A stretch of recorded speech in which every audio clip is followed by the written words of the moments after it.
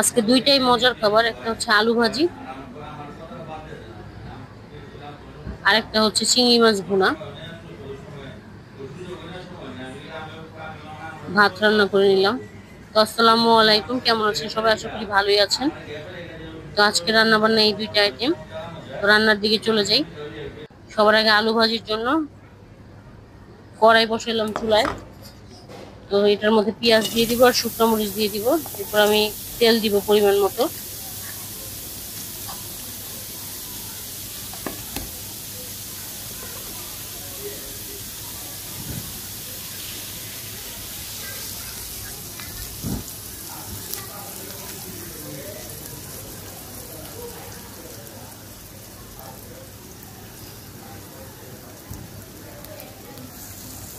আলু ভাজি তো একটু তেল বেশি লাগবে। তো পেঁয়াজটা ভেজে নিলাম। এরপর আমি আলুগুলো দিয়ে দিব। আলুগুলো আমি হচ্ছে যে আলু কুচি করার মেশিনে কুচি করে নিয়েছি, কারণ হাত দিয়ে করলে আমার এত চিকন হবে না, আলু ভাজি মোটা মোটা হয় আমারটা।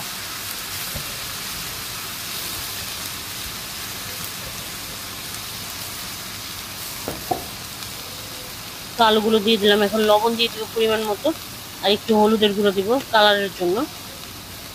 তো এটার মধ্যে আর কোনো পানি দিব না। এটাই চুলার আঁচ কমিয়ে এটাই থেকে ভালো করে ভাজিটা করে নিব, আলু ভাজিটা।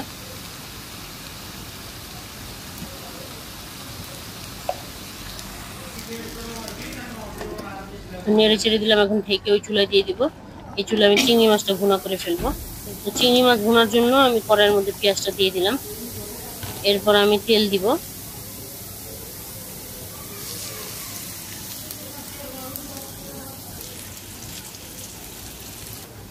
এখন পেঁয়াজটা ভাজা হয়ে গেলে আমি চিংড়ি মাছটা দিয়ে দিব। চিংড়ি মাছটা দিয়েও পেঁয়াজের সাথে ভালো করে ভেজে নিব। এগুলো হচ্ছে দেশি চিংড়ি মাছ, তাই ছোট ছোট। যখন এগুলো ভাজতেছি খুব সুন্দর একটা সেন্ট বের হয়েছে। তো ভাজা হয়ে গেছে। এখন আমি এটার মধ্যে লবণ, হলুদের গুঁড়ো আর মরিচের গুঁড়ো আর কি বেসিক যে মশলাগুলো পরিমাণ মতো দিয়ে দিব।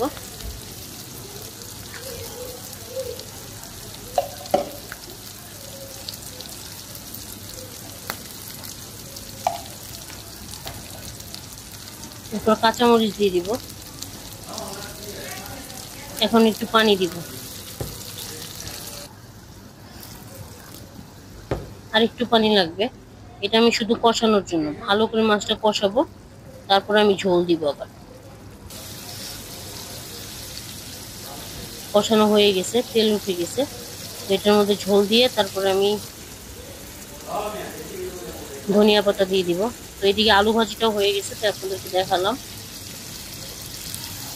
তো এখন চিংড়ি মাছটা ঝোল দিয়ে দিব। এরপর ধনিয়া পাতা দিয়ে দিব। এটা হচ্ছে বিলাতি ধনিয়া পাতা।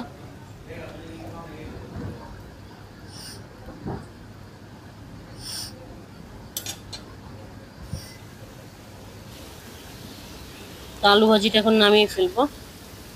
হয়ে গেছে আমার আলু ভাজি। চিংড়ি মাছটা বলক চলে আসছে। এটা একেবারে টানিয়ে পুরো মাখা মাখা করে ফেলবো, চিংড়ি মাছ ভুনা যেটাকে বলে আর কি। তো আজকে এই পর্যন্তই। ভালো থাকবেন সবাই। আসসালামু আলাইকুম। আর রান্নাগুলো কেমন লাগলো অবশ্যই কমেন্টে জানাবেন। ভালো থাকবেন সবাই।